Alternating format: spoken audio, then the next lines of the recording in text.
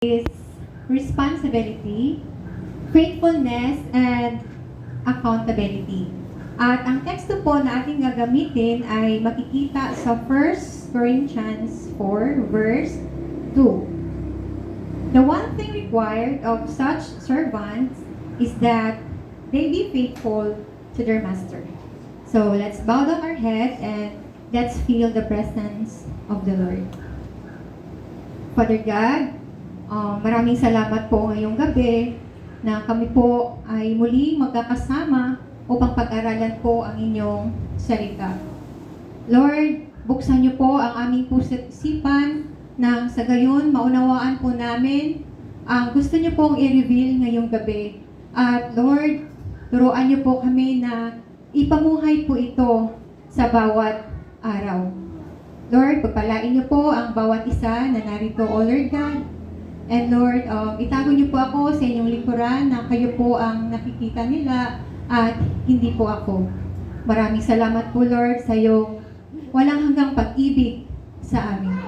Ito po ang aming dalangin sa pangalan ni Jesus na aming Panginoon at tagapagligtas. Amen. So, in God's kingdom, we do not truly own anything. Wala tayong tunay na pag-aari. Everything we have. Katulad ng na-share ni Ma'am Giselle last week, lahat ng meron tayo, our gifts, our talents, our resources, and even our time. At iba pang biyaya ay galing sa Diyos. He entrusts these things to us. And our responsibility is to be stewards or managers of them. Tayo po ay katiwala lamang at hindi po may-ari. At maging ang ating buhay ay ipinagkatiwala po ng Diyos sa atin. So as God's stewards, we are called to live with responsibility. So when I say responsibility, meaning accepting and faithfully carrying out what has been entrusted to us. Ito po ay yung pagtanggap at maingat na pagsunod sa mga bagay na ipinagkatiwala sa atin. So the principles of responsibility ay mayroon pong 3 aspects. So ano po ba ang greatest commandment? Diba ang 10 Commandments ay sinum up po ng ating Panginoon into commandments. Love God and love your neighbor as yourself. So napakaganda mga kapatid dahil sa pag-aaral po natin ngayong gabi, ang ng prinsipyo ng responsibilidad ay dito po pala papasok yung tatlo. Una, love God. Our responsible to God. Secondly, love others. Our responsible to others. Number 3, as yourself. And you're responsible to yourself. So yung commandment ng Diyos na 10 commandments na sinum up ng ating Panginoon ay meron po pala tayong tatlong responsibilidad. Responsibilidad sa Diyos, responsibilidad sa ating kapwa, at responsibilidad sa ating sarili. So yung una, our responsibility to God is a divine mandate. Kapag sinabi po nating divine mandato, ibig sabihin, kailangang gawin. Ang sabi dito sa Romans 14 verse 12, every one of us then will have to give an account to God. So, pinakita po dito ang accountability. Pero kung mapapansin po ninyo sa chapter 14, ano po ba yung title nun? Ano po yung nakalagay na title doon sa chapter 14? Huwag hahatulan ang inyong kapwa or do not judge others. So, ibig sabihin, ang may karapatan lamang na manghusga ay ang ating Panginoon. So, pinapakita po dito na lahat ng ginagawa ng bawat isa, we are counted accountable. At ipagsusulit po natin ito sa Diyos. So, our responsibility to God na makikita po natin dito na yung prinsipyo na iisa lamang po ang manghuhusga sa atin. At walang iba kundi ang ating Panginoon. Our responsibility to God is to acknowledge Him as our Creator, Provider, lahat. Siya yung Judge. At yung obedience natin to the Word of God. It is our responsibility to obey the Word of God. And obeying God, sumusunod lang ba tayo dahil natatakot tayo? Halimbawa, sa may mga amo po dito, kapag ang amo po natin ay mabagsik, di ba, mahusay po tayong magtrabaho, sinusunod po natin. Sumusunod po tayo. Pero pag hindi maselan, ay pwede na yan. Di ba, ganito po tayo minsan. We obey out of fear of necessity. Pero when it comes to God, iba po ang pagsunod natin sa Diyos. We obey out of our love. Sumusunod po tayo sa Diyos dahil mahal po natin ang Diyos. Amen? So another, when we talk about responsibility to God, we have the responsibility to glorify Him. Kailangan yung buhay natin is nananatili doon sa kalagayan na hindi po tayo nakakatisod ng iba. Na tayo po ay mabuting patotoo sa iba. Pero, ang problema ay bait lang yan pag linggo. Masipag lang yan dahil may gustong patunayan. Merong nakikita, ganun. Pero our goal, our responsibility to God is to glorify Him. It is our ultimate responsibility na mapupurihan ng Diyos anuman ang ginagawa natin. Ang sabi nga po sa 1 Corinthians 10 verse 31 that everything we do it for the glory of God. Amen? Number 2, responsibility to others. Galatians 6 verse 2. Help carry one another's burdens, and in this way, you will obey the law of Christ. Sa Tagalog, magtulungan kayo sa pagbuhat ng pasanin ng bawat isa, sa gayong paraan ay matutupad ninyo ang kautusan ni Kristo. Meaning, bear each other's burden. Meron ba akong napanood na motivational speech ng mga Boy Scouts? Ang sabi, ang isang walis tingting daw, hindi makakawalis mag-isa. Pero, ang walis tingting na pinagsama-sama ay makakawalis. So, ang ibig sabihin, napapagaan ang problema, ang task or responsibility kapag nagtutulungan. So, what is the difference between pala sa responsibility and accountability? So, in short, responsibility is task-oriented. There is a task to do. While accountability is a result-oriented. Yung ibubunga, may pananagutan. Ang sabi sa Galatians kanina na magtulungan tayo, it is not a suggestion. It is a command.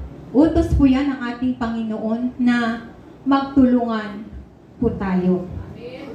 Kung mapapansin po ninyo sa salitang boyfriend, di ba sa dulo merong E-N-D, and sa girlfriend, E-N-D rin sa dulo. Maging sa best friend, E-N-D, N. Pero sa salitang family, I-L-Y, I love you. So dapat ang pamilya ay nagtutulungan at mahalan. Pero, sa nakikita po natin ngayon, mga pamilya na mismo ay nagsisiraan. Dapat, pag tayo po ay pamilya, protektahan po natin ang ating pamilya. And we are family in Christ. Dapat po, nagmamahalan po tayo at nagtutulungan. Yun po yung idea ng bear one another's burden. Amen? Number 3, responsibility to ourselves. May responsibilidad po tayo sa ating mga sarili. Minsan, lagi nating sinasabi na, ay, katawan ko to, decision ko to. Totoo naman.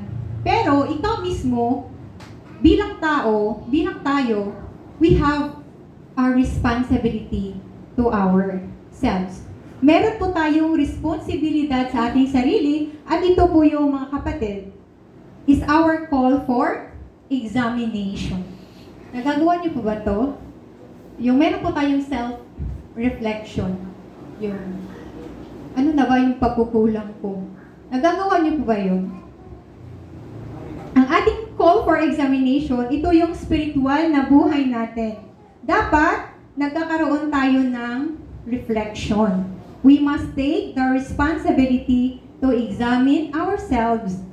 Ang sabi nga po dito sa 2 Corinthians 13, verse 5, subukin ninyo ang inyong mga sarili kung kayo'y namumuhay ayon sa pananampalataya. Suriin ninyo ang inyong mga sarili. Hindi ba ninyo nalalaman na sa inyo si Kristo Jesus?